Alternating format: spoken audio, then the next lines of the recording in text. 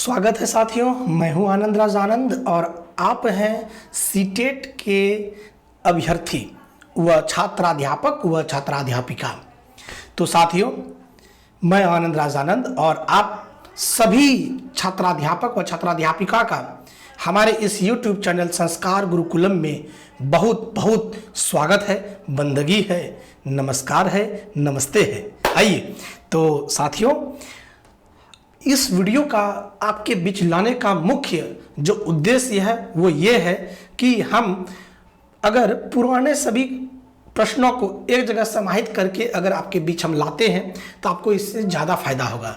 आज से पूर्व 7 वर्षों का जो इस शिक्षा के क्षेत्र में जो मेरे को अनुभव प्राप्त हुआ है, उससे यही बात की उभर के आती है कि वैसे विद्यार्थी, वैसे अभ्यर्थी जिनके पास समय कम है और कम समय में सीटेट जैसे एग्ज़ाम को अगर अच्छे से निकालना है, अच्छे से क्रैक करना है, तो उनके लिए कम समय में सबसे अच्छा जो सुझाव मेरी तरफ से यही रहता है कि आप पुराने विगत जो वर्ष में जो पूछे गए जो प्रश्न पत्र हैं, उन सभी प्रश्न पत्रों को सिलसिलेवार ढंग से उसको जो है अच्छे तरीके से आप कवर कर लीजिए और आपको एग्जाम में मोटा मोटी 100 नंबर जो है आपको आने की यहाँ से जो है टारगेट फिक्स हो जाता है। 100% 150 में 150 तो नहीं कह सकता मैं, लेकिन 100 और 110 तक के बीच में आपको जो है नंबर वो आ जाएंगे और आप जो है कहीं कहीं KVS, नवोदय विद्यालय, बिहार सरकार, उत्तर प्रदेश वगैरह भी कहीं कहीं आप चीज़ों को लेके ज्वाइन कर सकते हैं। तो आइए, समय को बिना बर्बाद किए हम चलते हैं, अपने इस निर्माणकारी कार्य को आपके तक पहुंचाते हैं और आपके लिए यह वीडियो बहुत ही लाभकारी होने वाला है। हम चाहेंगे कि साथियों, अगर हमारे इस चैनल में आप नए हैं तो हमारे इस चैनल को आप सब्सक्राइब करेंगे, अच्छा लगे तो लाइक करेंगे और कुछ सुझाव देना चाहते हैं, हमारी कमियों को दूर करने में अगर हमारी मदद करना चाहते हैं, आप एक अच्छा सा कमेंट कर सकते हैं सुझाव के रूप में। साथ ही साथ साथियों, इस वीडियो को अपने दोस्तों के बीच में जरूर शेयर करेंगे। चलिए तो आइए हम चलते हैं क्वेश्चन आंसर की ओर और इस सिलसिला को, और मैं बता दूं कि यह PDF आपको इसकी लिंक जो है डिस्क्रिप्शन में मिल जाएगी, आप वहां से इसको डाउनलोड भी कर सकते हैं। तो आइए एक एक करके क्वेश्चन को देखते चलते हैं और आपके स्क्रीन पर है क्वेश्चन नंबर 1। क्वेश्चन नंबर 1 है, विच of the following statement is correct about principles of child development, है ना। चाइल्ड डेवलपमेंट, बाल विकास के सिद्धांत के संदर्भ में निम्न में से कौन सा कथन सही है। और ऑप्शन नंबर 1 कहता है विकास जो है शरीर के केंद्रीय भाग से बाहर भाग की तरफ होता है। तो ये इन्होंने बात सही बोला है ना। ऑप्शन नंबर 1 सही होना चाहिए। वैसे अगर आपने थ्योरी नहीं पढ़ा तो हम सभी बातों को यहाँ पे आपके बीच में रखते हैं। देखिए, बाल विकास में जो शारीरिक जो विकास होती है उसमें से 3 चीज़ों को हम पढ़ते हैं। कौन कौन? एक है प्रॉक्सिमोडिस्टल, जिसको कहते हैं हम लोग केंद्राभिमुखी, है ना, विकास का क्षेत्र, जिसमें कि विकास जो होता है, शारीरिक विकास जो होता है वो केंद्र से बाहर की ओर होता है। दूसरा होता है सिफेलोकोडल, जिसको हम लोग कहते हैं शीर्षाभिमुखी या सिर से पैर की ओर का विकास का स्तर, विकास का क्षेत्र, अर्थात इसमें जो है सर से पैर की ओर तक विकास होता है, उसको सिफेलोकोडल कहते हैं इंग्लिश में। और तीसरा होता है ग्रॉस टू फाइन, है ना, बृहद मसल से जो है फाइन मसल्स की ओर, मतलब सूक्ष्म मसल की ओर जो विकास होती है। ये 3 विकास हम लोग जो है बाल विकास के थ्योरी में हम लोग पढ़ते हैं और इसकी थ्योरी भी वीडियोस हमारे YouTube पे है, आप वहां से पढ़ सकते हैं। ठीक है, तो इसका क्वेश्चन नंबर 1 का आंसर जो है 1 ही जाएगा। 2 नंबर कहता है कि विकास आनुवांशिकता और पर्यावरण से प्रभावित नहीं होता है। बिल्कुल इन्होंने गलत बात कहा है, क्योंकि विकास जो है आनुवांशिकता और पर्यावरण दोनों से प्रभावित होता है। क्लियर है।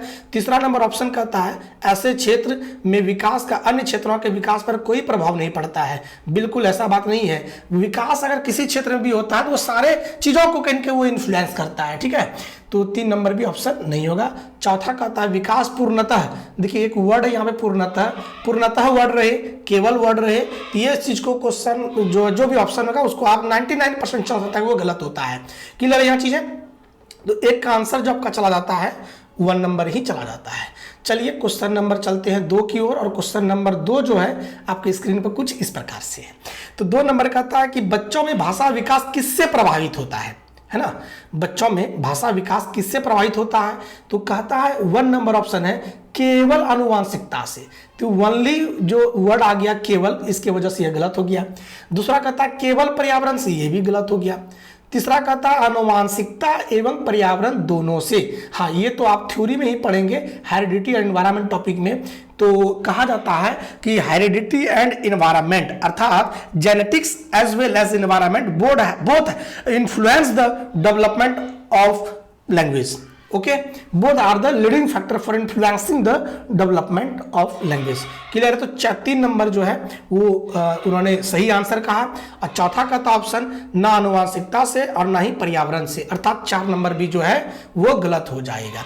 तो चलिए क्वेश्चन नंबर हम 3 की ओर चलते हैं और क्वेश्चन नंबर 3 को देखते हैं। 3 नंबर का वैसे देखिए ये वाला जो है ना, ये थोड़ा सा मिस्टेक हो गया, यहाँ पे बाय मिस्टेक हो गया, इसीलिए I am sorry for that.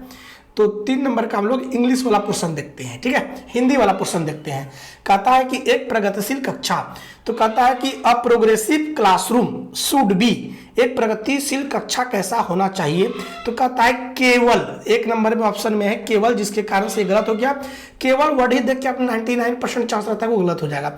तो कहता है केवल मुख श्रवण प्राथमिकता देता है। मुख श्रवण मतलब सुनने वाला भी जो विद्यार्थी होता है सिर्फ उसको प्राथमिकता देता है, ये गलत ना हो गया। तो ये तो डिसेबल क्लासरूम हो जाता है। मुख श्रवण मतलब होता है कि जो कि सिर्फ और सिर्फ सुनने वाला को प्राथमिकता देता है, तो गलत हो गया। दूसरा कहता है अधिगमकर्ताओं की व्यक्तिगत विभिन्नताओं का सम्मान करता है। बिल्कुल, देखिएगा, the progressive classroom respect the individual differences of the learner, अर्थात अधिगमकर्ताओं की व्यक्तिगत विभिन्नताओं का भी यह सम्मान करता है। व्यक्तिगत विभिन्नता होती क्या है, क्योंकि आप जानते हैं हमारी हमारी जो भारतीय जो परंपरा में जो शिक्षा है उसको वहां पे RTE एक्ट 2009 और संशोधित 2011 कहते हैं कि शिक्षा अधिकार अधिनियम के तहत हमारा जो विद्यालय होगा वो समावेशी विद्यालय होगा, और समावेशी विद्यालय में जो बच्चों का जो उन्नति करने के लिए जो क्लासरूम होती है उसको हम लोग प्रगतिशील कक्ष कहते हैं। तो प्रगतिशील कक्षा में आपके पास भिन्न भिन्न जाति संप्रदाय के लोग आएंगे, और भिन्न भिन्न जाति संप्रदाय के लोग आएंगे, अलग अलग प्रकार, कोई बच्चा तेज आएगा, कोई भोंदू टपकाएगा, कोई खूब तेज करके आएगा, कोई बच्चे विकलांग हो गए, कोई बच्चे दिव्यांग हो गए, कोई बच्चा सुन नहीं सकता। सारे बच्चे अंडर अ रूफ जब पढ़ते उसको कहते हैं समावेशी कक्षा, और उस समावेशी में बच्चों को उन्नत करने की जो फैसिलिटी प्रोवाइड की जाती है उसको प्रगतिशील कक्ष कहते हैं। तो बच्चे वहां पे भिन्न भिन्न प्रकार के आते हैं, इसी वजह से व्यक्तिगत भिन्नता होती आई है, और इसे शिक्षकों को स्वीकार करना चाहिए, सम्मान करना चाहिए। ठीक है, तो 3 का जो ऑप्शन जाएगा वो 2 नंबर चला जाएगा। क्लियर है साथियों? आपको समझ में आ रहा है? तो 3 का जो आंसर चला जाएगा 2 नंबर चला जाएगा। वैसे कहता है 3 नंबर ऑप्शन अंक उन्मुख होता है। जी नहीं, प्रगतिशील कक्षा सिर्फ अंक लाने के लिए नहीं होता है, 3 नंबर भी ऑप्शन नहीं होगा। चौथा कहता है अधिगम के व्यवहारवादी सिद्धांतों पर निर्धारित होता है। बिल्कुल, जो है ये बात सिर्फ व्यवहारवादी पर सीमित नहीं रहता है, उसके व्यवहारवादी, संरचनावादी, कहीं न कहीं संज्ञानवादी, हर चीजों पे निर्माणवादी, हर चीजों पे वर्क करता है वो। ठीक है, तो 3 का आंसर आपका चला गया क्या? तो 3 का चला गया है 2 नंबर। क्लियर है साथियों? तो चीजों को देखिए आपने साथियों, 3 नंबर तो देख लिया क्वेश्चन। अब चौथा नंबर सवाल की ओर चलते हैं। चौथा नंबर भी सवाल आपके स्क्रीन पर है। कहता है in Lawrence Kohlberg theory of moral development obeying rules to avoid punishment represents, Lawrence Kohlberg के नैतिक विकास के सिद्धांत के अनुसार सजा टालने के लिए नियमों का पालन करना किस चरण को दर्शाता है। तो जैसा कि आप अगर थ्योरी पढ़े होंगे कोहलबर्ग का सिद्धांत, नैतिक विकास का सिद्धांत, moral development theory by Lawrence Kohlberg, तो उसमें से पहले 3 स्टेज की वर्णन करी गई है। और पहला स्टेज होता है प्री कन्वेंशनल स्टेज, सेकंड होता है कन्वेंशनल स्टेज, और तीसरा होता है फॉर्मल ऑपरेशनल स्टेज कह सकते हैं इसको आप। क्लियर है? तो 3 प्रकार का ही उन्होंने चर्चा करी है। तो जो हमारे कोहलबर्ग साहब हैं, है ना, कोहलबर्ग साहब ने 3 जो है कहीं न कहीं भाग की चर्चा की है और 6 उपभाग की चर्चा की है। तो जब आप थ्योरी पढ़ेंगे तो वहां आपको पता चलेगा। वैसे आपने अगर थ्योरी नहीं देखी है तो कोहलबर्ग के नैतिक विकास का सिद्धांत का भी थ्योरी हमारे इसी यूट्यूब चैनल में पढ़ा हुआ है, थ्योरी वहां से कंप्लीट पढ़ सकते हैं। वैसे शॉर्ट में कह दें कि कोहलबर्ग के नैतिक विकास के सिद्धांत 3 प्रकार का चरण का उन्होंने चर्चा करी है। पहला होता है प्रथा पूर्व चरण, जिसको आप कह सकते हैं पूर्व संक्रियात्मक अवस्था। दूसरा होता है कौन? तो कहता है कि प्रथागत चरण अर्थात परंपरागत जो स्टेज है उसको कहते हैं। और तीसरा होता है अमूर्त संक्रियात्मक चरण, क्लियर है। वही प्रथम जो पूर्व चरण की जो प्री कन्वेंशनल स्टेज होती है, तो प्री कन्वेंशनल स्टेज में आपके पास आता है क्या चीज, तो पहला ही होता है कि सजा टालने के लिए नियम का पालन करना, अर्थात होता है पनिशमेंट एंड ओबे। ये रूल्स पे है, ये थ्योरी पे है। आप जब थ्योरी देखेंगे तो हम पे जानने की कोशिश करेंगे, इसलिए 4 का जो आंसर होगा वो 1 नंबर हो जाएगा, है ना। फिर समझिएगा 4 का आंसर 1 नंबर हो जाएगा, क्योंकि प्री कन्वेंशनल स्टेज में इसकी चर्चा करी गई है। तो 4 का आंसर 1 नंबर चला जाएगा। क्लियर है। यहाँ पे 5वां नंबर क्वेश्चन चलते हैं, और 5वां नंबर क्वेश्चन क्या कहता है, 5वां नंबर के देखते हैं। तो कहता है अधिगम प्रक्रिया को सुसाध्य करने के लिए एक अध्यापिका को ऐसे तरीके इस्तेमाल करने चाहिए। देखिए, लर्निंग प्रोसेस को अच्छा करने के लिए एक टीचर को क्या करना चाहिए, तो कहता है जिसमें संकल्पनाओं का प्रगतिकरण जटिलता से सरलता की ओर हो। तो जटिल से सरल नहीं, सरल से जटिल की ओर हम बच्चों को लेके चले जाएंगे। तो 1 नंबर ये तो गलत हो गया। क्लियर है, 1 नंबर नहीं होगा। दूसरा कहता है जो अपसारी चिंतन को प्राथमिकता दो। क्या करता है, अपसारी चिंतन को प्राथमिकता दो नहीं, अपसारी चिंतन को प्राथमिकता न देते हुए हमें देना चाहिए डाइवर्जेंट थिंकिंग को, अभिसारी चिंतन को प्राथमिकता देना चाहिए। तो 2 नंबर भी जो है वो नहीं होगा। तीसरा कहता है जो विभिन्न संकल्पों के बीच संबंध खोजने को महत्व दे। एक्सप्लोरिंग द, एक वर्ड है यहाँ पे एक्सप्लोर, बच्चों को खोजने का मौका देना चाहिए, जिसका यहाँ पे देखिए ना खोज, ये वर्ड पॉजिटिव टैग वर्ड्स, आप एक जगह पे कॉपी में इसको लिख लीजिएगा, है ना।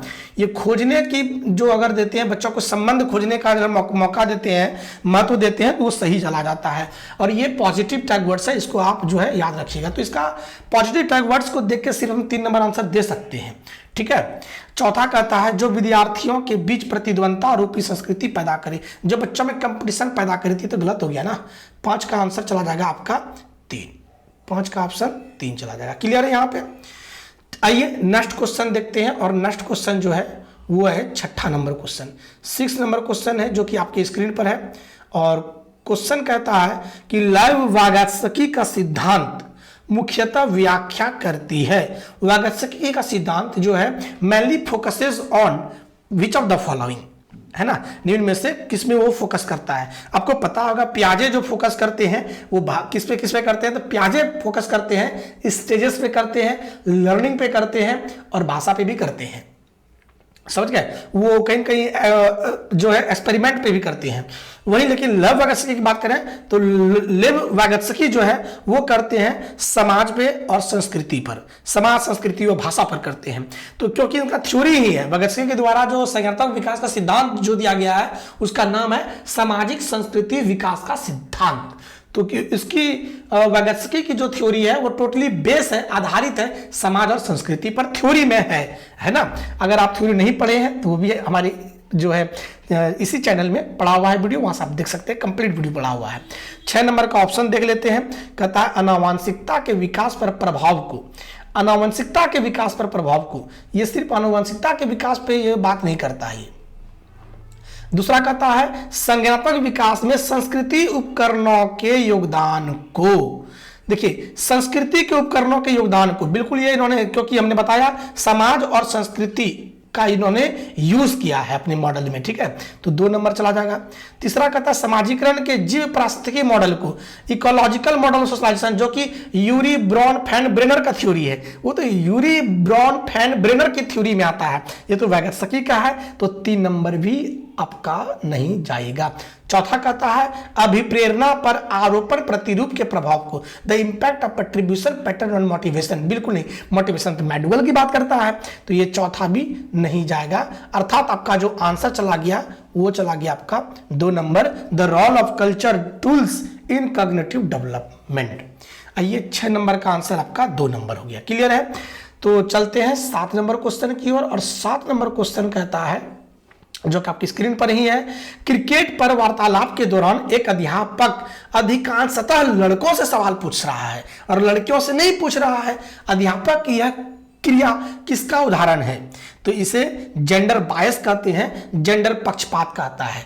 मतलब कि टीचर यहाँ पे क्या कर रहा है, पक्षपात कर रहा है, क्योंकि उनको लगता है कि क्रिकेट लड़कों के लिए खेल है, लड़कियों के लिए नहीं है। गलत अवधारणा है, और ये कहीं ना कहीं पक्षपात लेता है, इसलिए इसको जेंडर पक्षपात कहते हैं। अगर दूसरा ही क्वेश्चन आ जाए कि लड़के गणित में तेज होते हैं और लड़कियां गृह विज्ञान में तेज होते हैं, ये भी क्या है? ये भी जेंडर पक्षपात है। क्लियर है यहां पे? चलिए, एक नंबर ऑप्शन में कहता है जेंडर सशक्तता, मतलब कि जेंडर को सशक्त करता है। ऐसा तो ये गलत बता रहा है, क्योंकि एक को ये पक्षपात कर रहा है यहाँ पे, तो इसका आंसर डायरेक्ट हम लोग 2 नंबर ही रखते हैं, इस पे ज्यादा बात ना करते, क्योंकि 30 क्वेश्चन करना है और कम से कम 20 से 25 मिनट में करना है तो अच्छा रहता है ना। तो 7 का आंसर 2 नंबर चला गया। आइए नेक्स्ट क्वेश्चन चलते हैं 7 के बाद क्वेश्चन नंबर 8 की ओर, और 8 नंबर क्वेश्चन भी जो है आपके स्क्रीन पर है। कहता है बाल केंद्रित कक्षा में एक अध्यापिका किसको महत्व देती है ना? चाइल्ड सेंटर्ड क्लासरूम, याद रखिएगा, चाइल्ड सेंटर्ड क्लासरूम, और क्लासरूम जो होना चाहिए चाइल्ड सेंटर्ड ही होना चाहिए, है ना। टीचर सेंटर्ड क्लासरूम नहीं होना चाहिए, शिक्षक केंद्रित कक्षा नहीं होनी चाहिए, बाल केंद्रित कक्षा होनी चाहिए। बाल केंद्रित कक्षा में बच्चों के अनुरूप क्लास चलती है, वहीं शिक्षक केंद्रित क्लासरूम में शिक्षक के अनुसार क्लास चलती है। आपको बातें समझ में आ रही होगी। तो कहता है बाल केंद्रित कक्षा में एक अध्यापिका को जो है किसको महत्व देना चाहिए?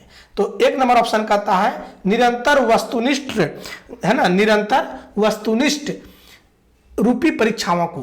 तो देखिए, निरंतर वर्ड ही खराब है ना, किसी चीज को अगर कंटिन्यू करते रहते हैं तो वो गलत हो जाता है। 1 नंबर निरंतरता के कारण से खराब हो गया। दूसरा नंबर कहता है ज्ञान की सक्रिय संरचना प्रक्रिया को, है ना। दूसरा नंबर ऑप्शन कहता है एक्टिव नॉलेज कंस्ट्रक्शन प्रोसेस, यहाँ पे नॉलेज का कंस्ट्रक्शन कर रहा है एक प्रकार से। तो ये 2 नंबर जो है वो आपका सही चला जाएगा, 2 नंबर इसका, क्योंकि यह कंस्ट्रक्शन जो वर्ड है यह एक पॉजिटिव टैग वर्ड्स है, मतलब सक्रिय संरचना, ये आप जो है लिख लीजिएगा, पॉजिटिव टैग वर्ड्स है। ज्यादातर क्वेश्चन में अगर सक्रिय संरचना रहती है तो उसे आप टिक करेंगे तो वो आंसर आपका होगा, वो प्रश्न के अनुसार भी होना चाहिए। तो 8 का आंसर 2 चला जाएगा। वही क्वेश्चन ऑप्शन नंबर 3 कहता है किसी भी तरह से पाठ्यक्रम में समापन को, मतलब पाठ्यक्रम को सिर्फ समाप्त करना ही ये बाल केंद्रित को ये प्रभावी मतलब कि दिखाता नहीं है, प्रदर्शित नहीं करता है।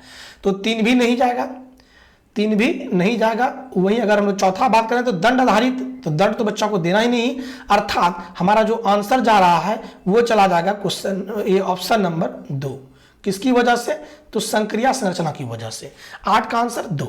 चलिए नेक्स्ट क्वेश्चन, चलिए क्वेश्चन नंबर 9 की ओर, और 9 नंबर क्वेश्चन कहता है कि निम्नलिखित में से कौन सा बच्चों के समाजीकरण का प्राथमिक कारक है? प्राथमिक कारक से तात्पर्य समाजीकरण का प्राथमिक कारक जहां पे बच्चा का निकटता किसके साथ होता है। बच्चा जब मां के गर्भ से बाहर होता है उनके पास जो समाजीकरण की उत्पत्ति होती है उनके मां बहन भाई बहन के कारण से होती है। तो इसका आंसर जो चला जाएगा निकटस्थ परिवार चला जाएगा, है ना। तो इसका आंसर आपका 2 नंबर चला जाएगा। 9 का आंसर 2 हो जाएगा। इसमें ज्यादा समय नहीं लेंगे। आइए क्वेश्चन नंबर 3 चलते हैं। तो कहता है निम्नलिखित में से कौन सा उम्र समूह जो है जीन पियाजे के संज्ञानात्मक विकास के सिद्धांत के मूर्त संक्रियात्मक अवस्था को जो है प्रदर्शित करता है। तो जीन पियाजे के अनुसार आप पढ़े होंगे, पहला सेंसरी मोटर स्टेज पढ़े होंगे जो कि जन्म से 2 वर्ष तक का होता है ना। फिर 2 से 7 से 8 वर्ष तक होता है और वो होता है प्री कन्वेंशनल स्टेज, ना सॉरी, है ना। क्या होता है दूसरा? तो होता है प्री ऑपरेशनल स्टेज। तीसरा होता है ऑपरेशनल स्टेज। वो सारा आप थ्योरी में पढ़ेंगे, है ना। तो ये इसका आंसर जो है डायरेक्ट चला जाएगा 7 से 11 वर्ष, क्योंकि यहाँ पे मूर्त संक्रियात्मक, है ना। कॉन्क्रीट ऑपरेशनल स्टेज जो है वो 7 से 11-12 वर्ष तक होता है, ये पियाजे की थ्योरी में। और पियाजे की थ्योरी में अगर पढ़ना चाहते हैं तो आप जो है हमारे चैनल में जाएं और वहां से जानने की कोशिश करें, वहां से सब क्वेश्चन आपसे बन जाएगा थ्योरी के आधार पर, ठीक है। तो 10 का आंसर 3 चला जाता है। समय को बर्बाद ना करते हुए हम चलते हैं क्वेश्चन नंबर 11 की ओर। तो 11 नंबर भी सवाल आपके स्क्रीन पर ही है। कहता है कि आप एक अध्यापक हैं जो विश्वास करता है कि बच्चे विभिन्न गतियों और अलग अलग तरीकों से सीखते हैं, अतः आप अपनी कक्षा में ऐसी आकलन योजना करेंगी जो, मतलब आप कैसे आकलन का योजना करेंगे, क्योंकि बच्चे वहां पे अलग अलग प्रकार के, क्योंकि यहाँ पे कहता है विभिन्न गतियों के हैं, है ना। यहाँ पे सवाल क्वेश्चन में ही देखिए लिखा हुआ है, बच्चे विभिन्न गतियों और अलग अलग तरीकों से सीखने वाले बच्चे हैं। आप किस तरह का क्लासरूम लेंगे, तो देखिए 1 नंबर ऑप्शन कहता है कि सभी विद्यार्थियों के लिए समान हो। बिल्कुल नहीं, इक्वालिटी तो लाएंगे ही नहीं हम क्लासरूम में, मतलब समान नहीं होना चाहिए। सभी बच्चों को एक जैसा नहीं पढ़ाएंगे, क्योंकि बहुत सारे बच्चे ऐसे होते हैं जो कैनेस्थेटिक लर्नर होते हैं, जो करके सीखते हैं। वही बच्चे ऐसे होते हैं जो सुन के ज्यादा अच्छे से सीखते हैं। कोई बच्चे ऐसे होते हैं जो देख के अच्छे से सीखते हैं। अर्थात हम अपने क्लासरूम में जो है अलग अलग प्रकार से पढ़ाएंगे। तो यहां कहता है कि सभी विद्यार्थियों के लिए समान हो, समान नहीं करना, अलग अलग करना है, ठीक है। फिर 2 नंबर कहता है, ये देखिए समान हो तो ये गलत हो गया, 1 नंबर जो है वो गलत है। ध्यान से समझिएगा कि 11 नंबर का 1 वो गलत हो जाएगा, क्योंकि यहां समान की बात कर रहा है, समान नहीं, अलग अलग करेंगे हम लोग। फिर 2 नंबर कहता है केवल, देखिए केवल के कारण से जो है, केवल के कारण से जो है यह आंसर गलत हो जाएगा, 1 भी गलत है, 2 भी गलत हो जाएगा। तीसरा कहता है बच्चे के सीखने के तरीकों से संबंधित ना हो, यह भी गलत, क्योंकि जो भी सिखाते हैं वो संबंधित होना चाहिए। फिर कहता है कि आकलन के अलग अलग तरीकों पर आधारित होना चाहिए, अलग अलग तरीका, क्योंकि बच्चा यहाँ पे ना विभिन्न प्रकार का है। तो ये 4था नंबर इसका आंसर चला जाएगा। क्लियर है, 11 का आंसर भी आप देख लिए 4 हो गया। 12 नंबर चलते हैं। फिर वैगत्सकी से क्वेश्चन है, कहता है सवाल कि वैगत्सकी के सिद्धांत के अनुसार निम्न में से कौन सी अध्यापन के अधिगम प्रक्रिया को पाठ प्रदान करने की प्रभावशाली तकनीक माना गया है। पाठ क्या होता है, जहां बच्चा जो है, बच्चा को कोई कुशल मार्गदर्शक या शिक्षक हो, अभिभावक हो, भाई बहन हो, जो कि उससे मोर नॉलेजेबल पर्सन है ना, मोर नॉलेजेबल अदर्स है, उनको हेल्प करता है ना, तो उसको हम लोग कहते हैं पहाड़ देना, इसका फॉल्डिंग देना, है ना, जहां पे सहारा मिले। कैसा सहारा, तो पार्श्विक सहारा, ठीक है। तो कहता है 1 नंबर की समस्या के समाधान हेतु स्थिर पद दर पद निर्देशित देना, हर जगह हम हमेशा उसको जो है निरंतर उसको निर्देश नहीं देंगे, ये गलत है। दूसरा नंबर कहता है गलत जवाबों पर बच्चों को दंडित करना, दंडित तो हम कर ही नहीं सकते हैं, क्योंकि शिक्षा अधिकार अधिनियम इसका जो है विखंडन करती है। तीसरा नंबर है समस्या को सुलझाने के दौरान अगर बच्चे किसी बिंदु पर अटक जाएं तो उस समय संकेत और इशारे देना। बिल्कुल, जहां पे बच्चा सवाल में फंस जाए उसको इशारे से इसको टटोलते हुए आगे निकालना चाहिए। ऐसा कहा गया है कि गुरु जो होते हैं वो बच्चे जो कि एक मृदा के आकार का होता है, और वही गुरु जो है एक कुम्हार की भांति होती है, और गुरु का काम ही होता है बच्चों को अब उसका एक आकार देना। एक कुम्हार का काम होता है मिट्टी को आकार देके एक घड़ा का निर्माण देना, एक अच्छे आकार का निर्माण देना। ठीक उसी तरह से एक शिक्षक भी अपने बच्चों को जो है वो आकार देते हैं, क्योंकि मिट्टी में कंकड़ पत्थर भी होते हैं, उनको साइड करते हुए एक नए आकार का निर्माण करता है, बच्चों का जिंदगी का निर्माण करता है ना। तो यही बात है। तो यहां पे कुम्हार जो है वो जोर से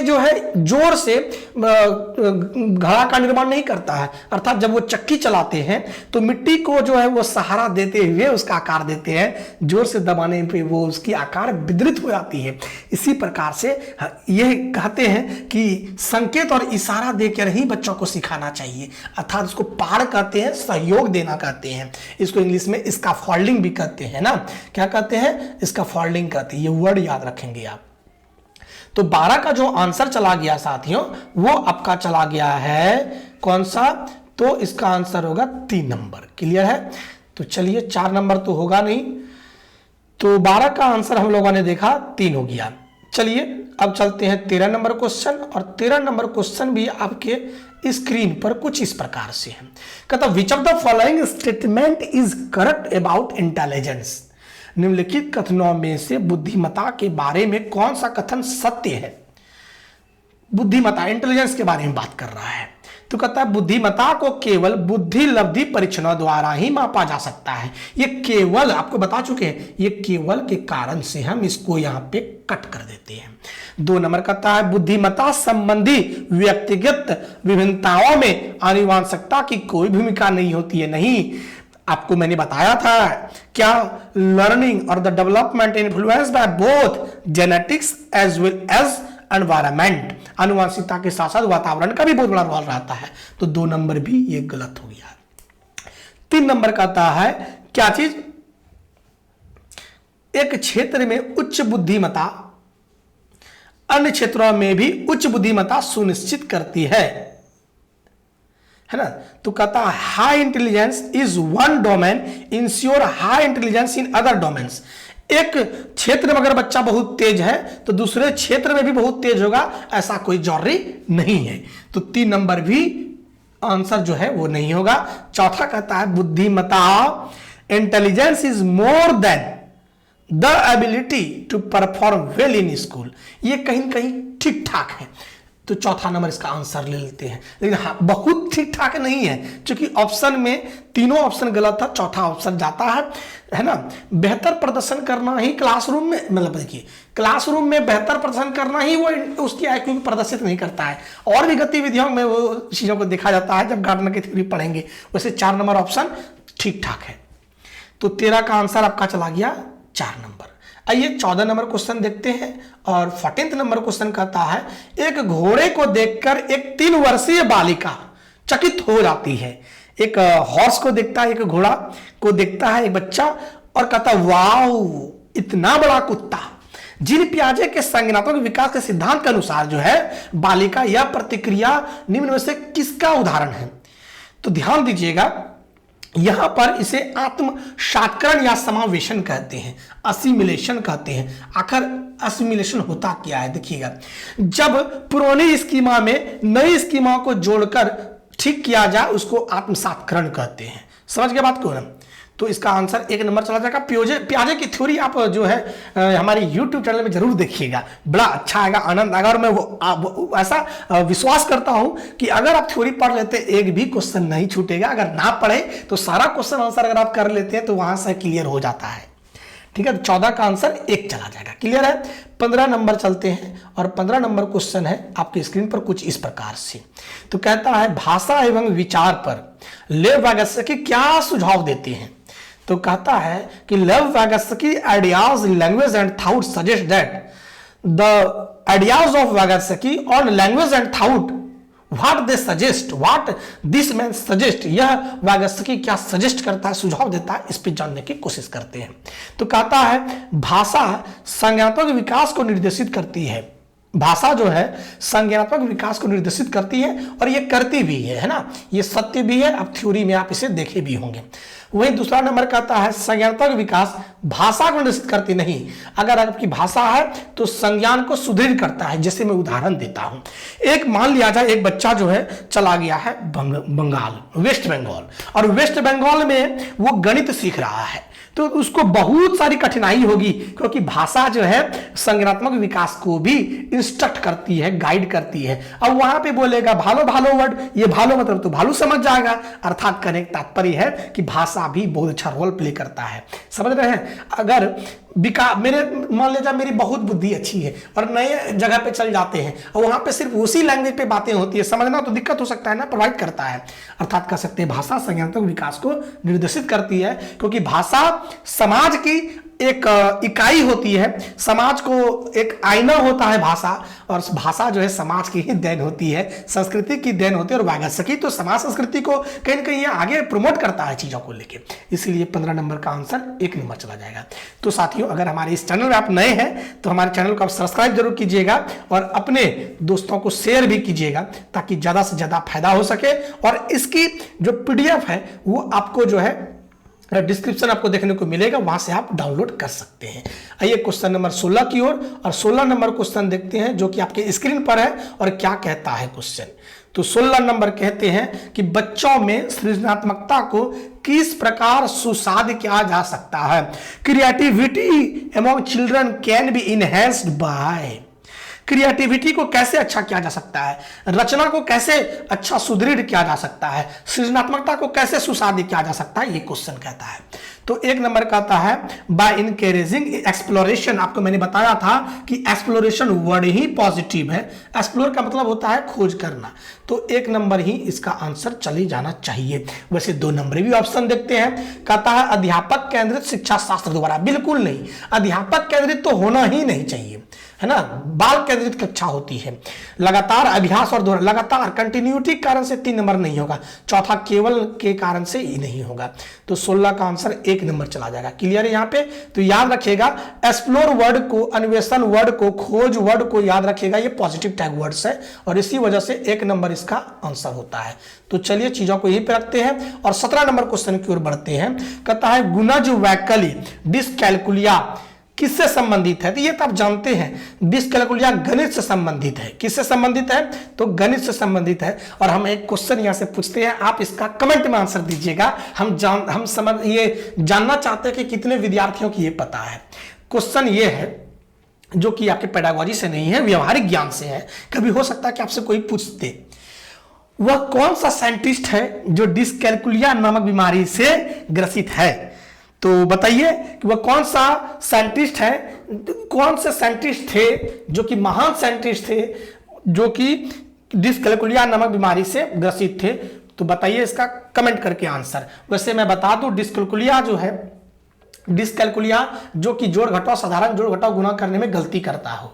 और वर्तमान में कौन ऐसे गणितज्ञ हैं जो ज्ञाता है गणित के जिनको डिस्कैलकुलिया बीमारी है? ये दोनों का क्वेश्चन का आंसर दीजिएगा। पहला नंबर तो कौन सा साइंटिस्ट रहा जो कि डिस्कैलकुलिया बीमारी से ग्रसित था और साइंटिस्ट भी था, और उसका आंसर आप कमेंट में बोलिएगा, हम कमेंट में ही आपका आंसर देंगे। और दूसरा क्वेश्चन जो हमने दिया कि वर्तमान में अभी कौन एक गणितज्ञ है जिनको डिस्कैलकुलिया नामक बीमारी है, मतलब साधारण जोड़ घटाव नहीं कर पाते और वो गणितज्ञ है, मैथमेटिशियन है। तो उसका आंसर बता दूं मैं, राकेश यादव सर। उनकी वीडियोस देखेंगे, वो कहीं कहीं वो गलती करते हैं चीजों को। चलिए, तो क्वेश्चन नंबर 17 का आंसर 4 चला गया। 18 नंबर क्वेश्चन आते हैं और 18 नंबर क्वेश्चन का देख लेते हैं क्वेश्चन क्या कहता है और चीजों को जानने की कोशिश करते हैं। 18 नंबर क्वेश्चन आते हैं, कहता है शिक्षा का अधिकार अधिनियम 2009 के अंतर्गत RTE act, R right to education act, has a provisions of, अंतर्गत निजी विद्यालयों में आर्थिक रूप से कमजोर वर्ग के विद्यार्थियों के दाखिले हेतु सीटों के आरक्षण का प्रावधान है। इन क्षेत्रों के सफल समावेशन हेतु एक अध्यापक को किस तरह के शिक्षा शास्त्र का इस्तेमाल करना चाहिए? तो RTE एक्ट किस पर बात करती है? जब शिक्षा RTE एक्ट जब आप पढ़ेंगे उसका अधिनियम, तो वहां पे जो वर्ड यूज करी गई है इक्विटी किया गया था, साम्यता की गई है, और इसकी आंसर साम्यता पर आधारित ही होगी। लेकिन आप देखेंगे यहाँ पर आपको गलतियां, आपको थोड़ा सा आप यहाँ पे कंफ्यूज हो जाइएगा, हो सकता है कि आपको थोड़ा सा कंफ्यूजन हो। ऑप्शन की ओर चलते हैं। 1 नंबर कहता है भेदभावात्मक, मतलब डिस्क्रिमिनेशन, बिल्कुल नहीं। RTE डिस्क्रिमिनेशन की बात नहीं करता है, सेग्रीगेशन की बात नहीं करता है, अलगाव की बात नहीं करता, भेदभाव का बात नहीं करता है। फिर कहता है साम्यता पर आधारित और फिर समानता पर आधारित। साम्यता और समानता जो है ये आपको एक जैसा लगेगा। साम्यता क्या होती है, इक्विटी क्या होती है? जहां पर निष्पक्षता के साथ कार्य करी जाए उसको कहते हैं इक्विटी, और यही इसका आंसर होगा। और चौथा नंबर कहता है इक्वालिटी। इक्विटी का मतलब होता है जहां निष्पक्षता पर सबको समान आवेश लाने की कोशिश करी जाए, जहां पे निष्पक्ष भाव से उसको आगे बढ़ाया जाए उसको कहते हैं इक्विटी। और इक्वालिटी मतलब होता है कि सभी के लिए समान आवेश लगाया जाए, सही बच्चों को एक तरीके से पढ़ाया जाए, उसको कहते हैं समानता। और साम्यता मतलब होता है बिना भेदभाव के, जो कमजोर बच्चे हैं उसको भी ऊपर बढ़ाना है, जो अच्छे बच्चे हैं तो वो अच्छे हैं ही, जो नीचे बच्चे हैं उसको भी उसके बराबर में लाना है, उसको साम्यता कहते हैं, अर्थात निष्पक्षता लाने की कोशिश करता है। इसका आंसर 3 नंबर चला जाएगा। तो 18 के बाद चलते हैं 19 नंबर, है ना। क्वेश्चन नंबर 19 की ओर चलते हैं और देखते हैं क्वेश्चन नंबर 19 क्या कहता है। 19 नंबर है कि इन एन इंक्लूसिव क्लासरूम, एक समावेशी कक्षा में सूचना को किस तरह से प्रस्तुत करना चाहिए? सूचना को कहता है कि किस तरह से प्रस्तुत करना चाहिए, और 1 नंबर में कहता है केवल शाब्दिक रूप में, है ना, केवल शाब्दिक रूप में। केवल के कारण से ये गलत हो गया, केवल दृश्य रूप में ये गलत हो गया, केवल मौखिक रूप में गलत हो गया, फिर कहता है बाहुल रूप में ये सही हो गया, है ना। मल्टीपल फॉर्म्स को अपनाएंगे हम, क्योंकि बच्चों में व्यक्तिगत विभिन्नताएं पाई जाती है। अलग अलग प्रकार के बच्चे आपके क्लासरूम में आएंगे तो अलग अलग प्रकार का हम जो है टीचिंग लर्निंग प्रोसेस को वहां पे यूज करेंगे, है ना। तो क्वेश्चन नंबर 19 का आंसर 4 चला जाता है। और 20 नंबर क्वेश्चन को चलते हैं। 20 नंबर क्वेश्चन कहता क्या है? तो 20 नंबर क्वेश्चन कहता है कि शिक्षा के समकालीन नीतियों के अनुसार दिव्यांग बच्चों की शिक्षा के लिए कौन सा मॉडल सुझाया गया है? तो समावेशी मॉडल है ना, इंक्लूसिव एडुकेशन में क्या होता है? All the children under a roof, under a single roof, that is known as the inclusive education system. समावेशी कक्षा कक्ष ऐसा क्लासरूम होता है जहां पे भिन्न भिन्न प्रकार के जाति, धर्म, समुदाय, जो बच्चे विकलांग हैं वो भी उस स्कूल में पढ़ेंगे, जो आर्थिक रूप से कमजोर है वो भी उस बच्चे में उस स्कूल में पढ़ेंगे, जो सशक्त है, जो सुदृढ़ है, जो अच्छे हैं वो भी क्लासरूम में पढ़ेंगे। मतलब सभी बच्चे एक साथ अगर पढ़ते हैं तो उसको हम लोग समावेशी कक्षा कहते हैं, इंक्लूसिव एजुकेशन सिस्टम कहते हैं। तो 20 का आंसर जो है का 2 नंबर चला जाता है। आइए 21 नंबर क्वेश्चन देखते हैं और 21 नंबर क्वेश्चन क्या कहता है इसको जानने की कोशिश करते हैं। तो 21 नंबर क्वेश्चन क्या है? तो कहता है कि अधिगम प्रक्रिया के बारे में निम्नलिखित में से कौन सा कथन गलत है ना, मतलब कि लर्निंग प्रोसेस में कौन सा जो पॉइंट नीचे दिया गया वो रॉन्ग है।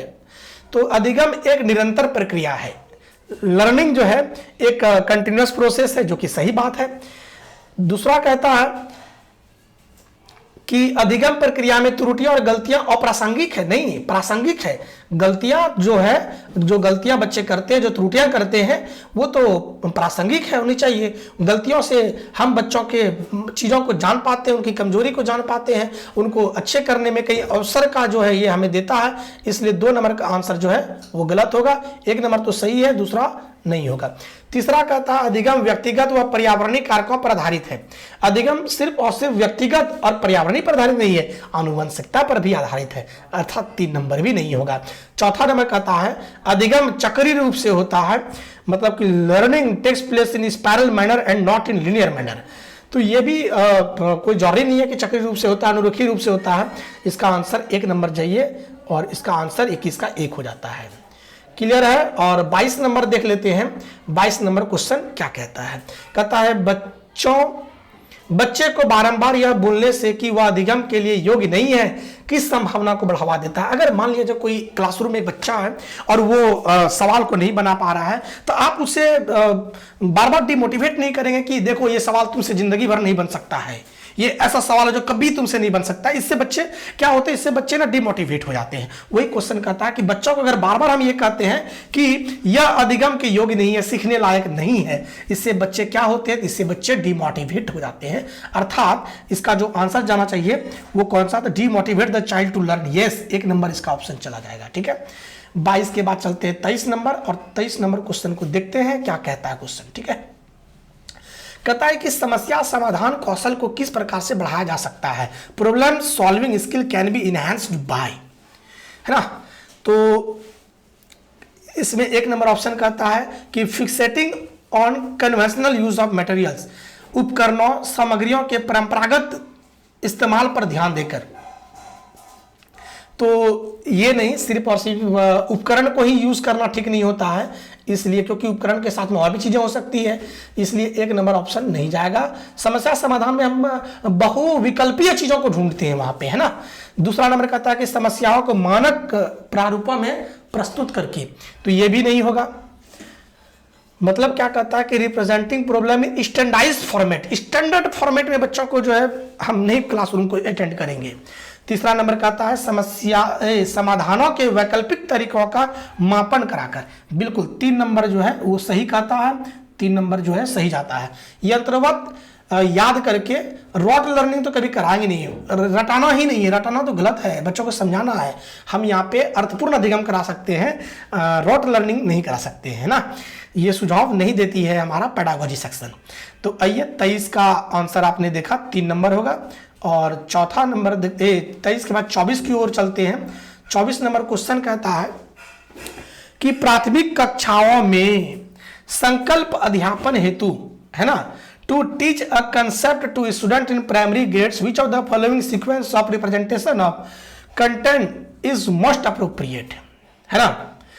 तो अगर आप प्राइमरी क्लासरूम में हैं और बच्चों को अगर आप क्लास दे रहे हैं, कौन सा क्रम अपनाएंगे? क्योंकि आप जानते हैं जो बच्चे छोटे होते हैं उनके सामने सबसे पहले मूर्त चीजें लाइए। मूर्त चीजें अगर लाते हैं सबसे पहले, तो क्योंकि जानते हैं कि व्यवहार में मूर्त चीजें ज्यादा जल्दी से बच्चों को समझ में आता है। मान लिया बच्चों को ए फॉर एप्पल पढ़ा रहे हैं तो पहले उनको एप्पल दिखाइए, बच्चा बहुत जल्दी वहां से जो है ज्ञान को ग्रहण कर पाएगा, है ना। तो जहां पे सबसे पहले मूर्त होगा वही उसका आंसर होगा। तो देखिए इसका आंसर चला जाएगा 4 नंबर। 24 का 4 हो गया। क्लियर यहाँ पे। चलिए 25 नंबर चलते हैं क्वेश्चन, और 25 नंबर क्वेश्चन कहता है बच्चों के अधिगम पर कक्षा के वातावरण का काफी प्रभाव, है ना, काफी प्रभाव पड़ता है। बच्चों के अधिगम पर कक्षा के वातावरण का काफी प्रभाव पड़ता है, और प्रवृत्ति अभिमुखी अधिगम, वह अधिगम जो समझने पर जोर दे, संस्कृति को बढ़ावा देने के लिए कक्षा का वातावरण किस प्रकार का होना चाहिए।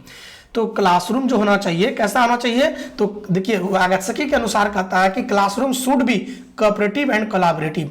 बच्चे सबसे ज़्यादा वहीं पे सीखेंगे जहाँ पे उनको बहुत ज़्यादा ग्रुप में वो सीखेंगे, लर्निंग करने सीखेंगे चीज़ों को। और बच्चे लर्निंग तभी करेंगे अच्छा जब वो ग्रुप में एक्टिविटी करेंगे, है ना।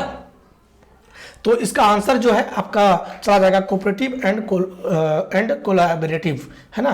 तो 25 का आंसर चला गया 4 नंबर। आइए 26 नंबर क्वेश्चन।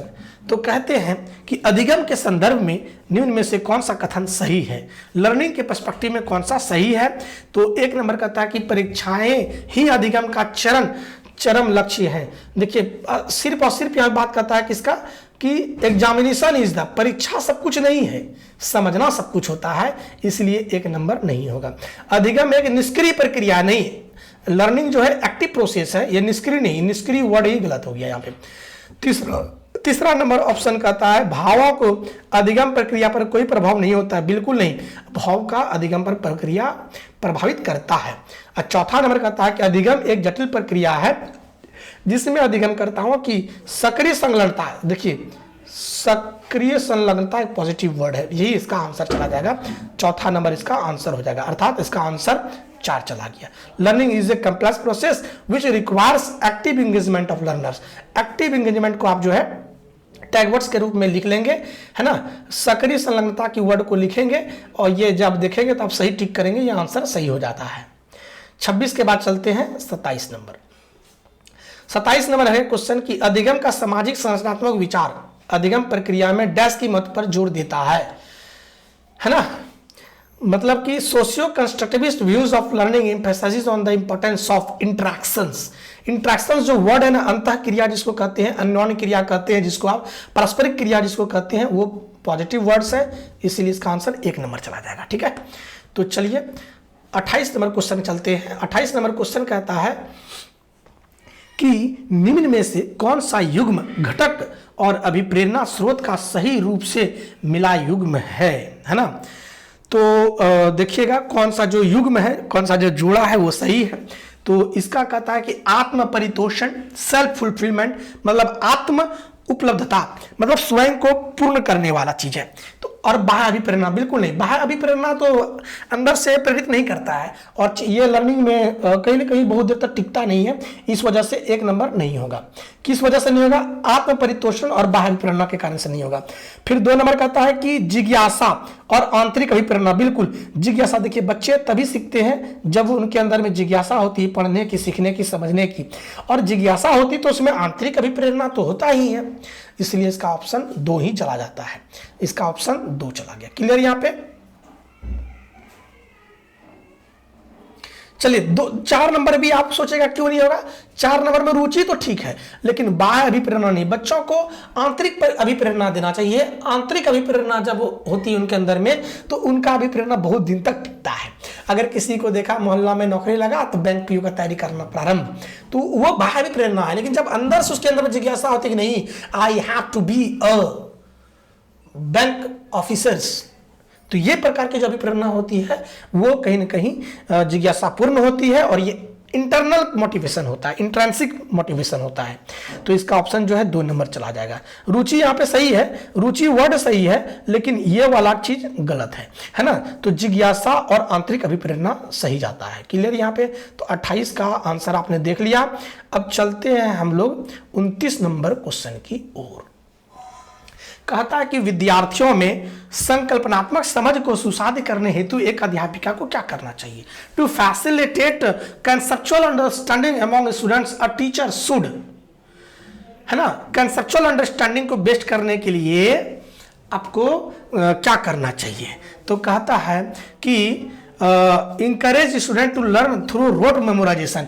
ये रोट मेमोराइजेशन जो कि गलत एक वर्ड है, रोट नहीं कराएंगे बच्चों को, रटंत नहीं कराएंगे, यंत्रवत रूप से सीखने के लिए केवल कहता है कि रटने के लिए ना, रटने वाला वर्ड ही खराब है।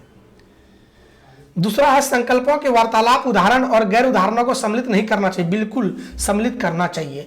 तीसरा नंबर है जो प्रस्तुत किया गया है और जो पहले से की गई ज्ञात है दोनों में संबंध स्थापित करने के अवसर प्रदान करना। देखिए आपको पहले बता चुके हैं, अवसर प्रदान करने के कारण से यह 3 नंबर ऑप्शन चला जाएगा। क्लियर है? तो इसका आंसर होगा 3 नंबर। ध्यान दीजिएगा, इसका ऑप्शन 3 नंबर चला गया। चलिए क्वेश्चन नंबर चलते हैं 30 की ओर। लास्ट क्वेश्चन है, आखिरी क्वेश्चन है। निम्न में से कौन सा कारक अधिगम को प्रभावित करते हैं? अभिप्रेरणा प्रभावित करते हैं, सामाजिक संदर्भ प्रभावित करते हैं, संवेग प्रभावित करते हैं, शिक्षा शास्त्रीय उपागम प्रभावित करते हैं। मैकडूगल के अनुसार देखिएगा, अभिप्रेरणा मोटिवेशन जो है वो बहुत अच्छा काम करता है हेलन के कारण। हेलन के अनुसार सामाजिक संदर्भ वागत्स्की के अनुसार, संवेग मैकडूगल के अनुसार, शिक्षा शास्त्रीय उपागम अनिता वुल्फ के अनुसार। अर्थात 1 2 3 4 सभी आंसर सही हैं। तो इसका जो आंसर चला गया आपका 4 नंबर चला गया है। सॉरी माय डियर, इसका आंसर 4 नंबर चला जाएगा। क्लियर यहाँ पे? तो साथियों यहीं पे चीज़ों को रखते हैं और मिलते हैं हम लोग अगले एपिसोड पर नए प्रश्न पत्र को लेके, और उस प्रश्न पत्र में चीज़ों को आप देखेंगे, समझेंगे, जानेंगे, कोशिश करेंगे। और ऐसा मेरा मानना है, 7 वर्षों का मेरा अनुभव ये रहा है कि अगर सीटेट में आप कम समय में ज़्यादा नंबर लाना चाहते हैं तो सारे प्रीवियस ईयर के क्वेश्चन का आप सॉल्यूशन कर लीजिए अच्छे से समझ के, और फिर आपसे सीटेट पास हो जाते हैं। वैसे अगर कुछ टॉपिक्स हमारे यूट्यूब में भी पड़ी हुई है जो थ्योरी के रूप में है, आप वहाँ से भी पढ़ लीजिए और अपने आप को बेस्ट कर सकते हैं। वैसे मैं कह दूं कि सीटेट पास करना बहुत इजी है, लेकिन सीटेट पास करके जॉब लेना, मतलब कि सेंट्रल जैसे DSSB, KVS, नवोदय विद्यालय वगैरह में, इसके लिए आपको थ्योरी पढ़ना पड़ेगा। वैसे सीटेट का आप ऐसे पास कर सकते हैं, पढ़ के अच्छा कर सकते हैं। चलिए साथियों, चीज़ों को हम लोग यहीं पे रखते हैं और चीज़ों को रखने के बाद हम लोग मिलते हैं अगले एपिसोड पर। तो हम चाहेंगे साथियों कि हमारे इस चैनल को लीव करने से पहले हमारे चैनल को सब्सक्राइब कर लीजिए और जो क्वेश्चन पूछे उसका आंसर आप जरूर दीजिएगा कमेंट में। चलिए मिलते हैं हम लोग अगले एपिसोड पर। जय हिंद, जय भारत, जय गुरुदेव।